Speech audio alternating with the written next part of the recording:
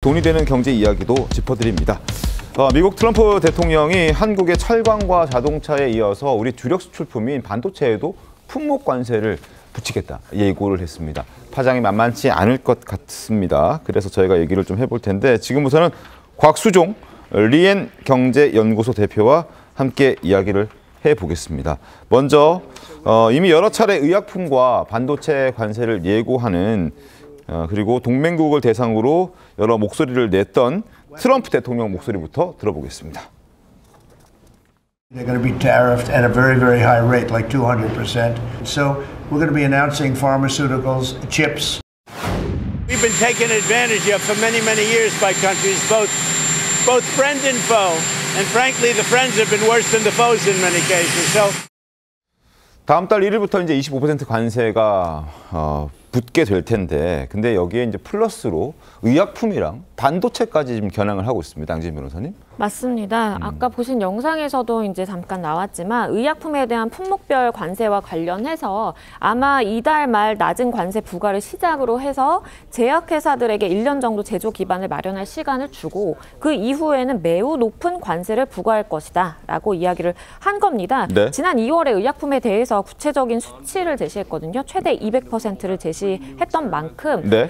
사실 이 50% 관세가 이미 매겨진 철강이나 알루미늄 또 20% 부과된 자동차 부품에다가 추가적으로 뭐 의약품, 반도체까지 영향이 미칠 것으로 보기 때문에 대미 수출의 절반 이상이 사실 품목별 관세 영향권 안에 들었다라는 이야기가 나옵니다. 지금 그래프 보시는 것처럼 철강, 자동차, 구리 여기에 의약품, 반도체까지 지금 추가를 하겠다라는 거고 방위비 문제도 연일 꺼내 들고 있는 상황입니다. 과연 곽 대표님, 네. 트럼프가 무엇을 원하기에 저렇게까지 우리를 압박하는 건가요? 무엇을 원할까요? 전화 한번 해볼까요? 지금 전화 한번 해보시죠. 그래서 트럼프 대통령 입장에서는 대한민국에 대해서 요구하는 게 방위비 분담 문제가 제일 클 것 같아요.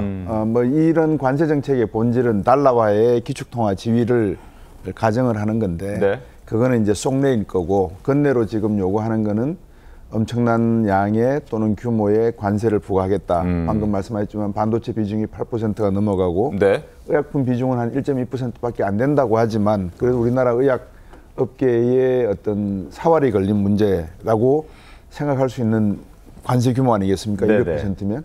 그래서 우리나라 정부도 여기에 대한 대응을 나름대로 준비하고 계실 건데 만약에 본질이 방위비 분담금 문제라 그런 것에 대해서 전작권 회수를 하겠다는 것은 약간 좀 엇박자인 것 같고요. 오히려 저는 다른 제안을 했으면 좋으실 것 같고 의약품이나 이런 문제는 뭐 세계 굴지의 화이자라든지 이런 의약 회사들이 지금 미국에 투자를 하려고 하고 있기 때문에 네. 우리나라 입장에서는 뭐 반도체만큼 그렇게 투자를 할 정도의 규모는 아니라서 주로 우리나라는 그냥 뭐라 그럴까요?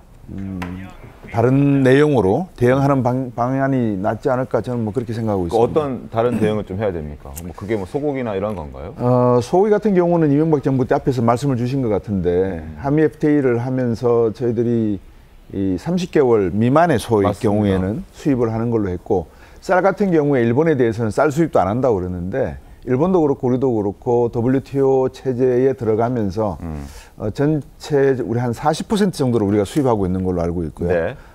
그 중에서 이제 우리가 단계적으로 그 관세를 풀어나가고 있는 그런 상황에 있습니다.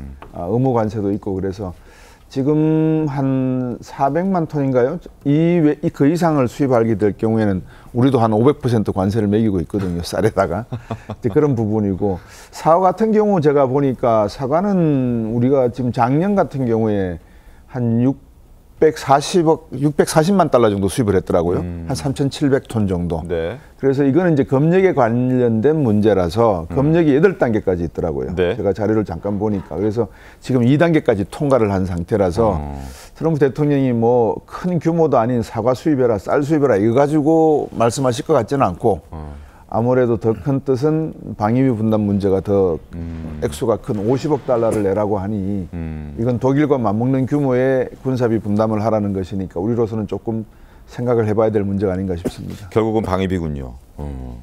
알겠습니다. 그리고 우리 소비자들, 그 시청자 여러분, 특히 이제 국민들께서는 궁금해하는 부분들 중에서 미국산 소고기와 관련된 얘기가 있습니다. 정래 대변인님. 예. 지금까지는 30개월 미만의 소고기만 수입이 가능했는데 앞으로 30개월 이상의 소고기도 수입이 가능할 수밖에 없다.